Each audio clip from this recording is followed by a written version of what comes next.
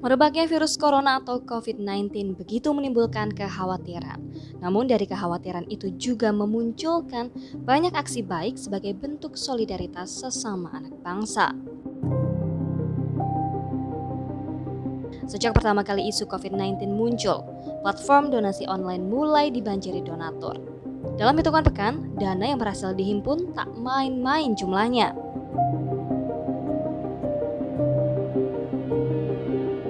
Tokoh-tokoh publik pun turun tangan dengan berbagai cara.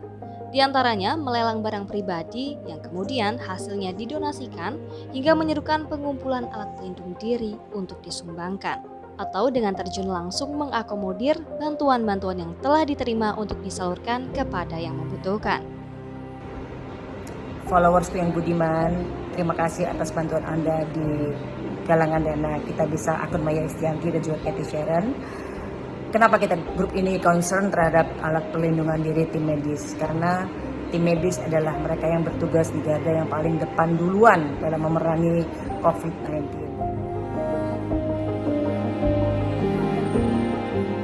Tak hanya itu, pembuatan alat pelindung diri berupa baju hazmat juga pelindung wajah untuk para tenaga medis juga dilakukan berbagai pihak yang bergerak.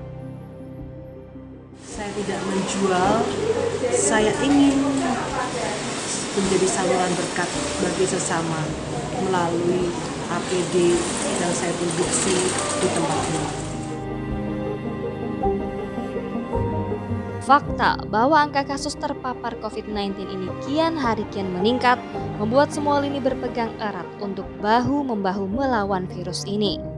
Dari berbagai kalangan mencoba berkontribusi untuk meringankan beban akibat datangnya wabah COVID-19 ini tanpa terkecuali.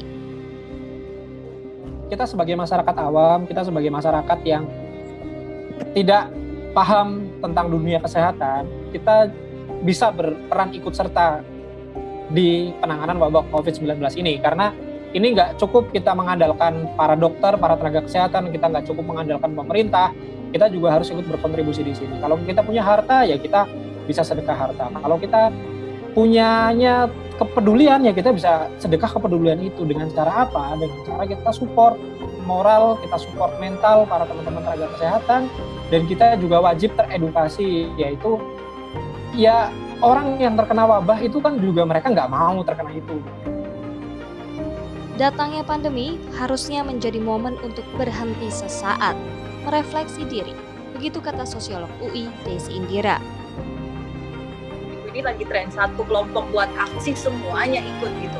Tapi sebenarnya harapannya adalah aksi solidaritas ini itu bisa dilaksanakan terus sampai masalah yang kita tuju atau menjadi tujuan aksi itu tercapai. Karena setiap aksi itu kan harus pasti udah punya tujuan ya, misalnya penyediaan APD.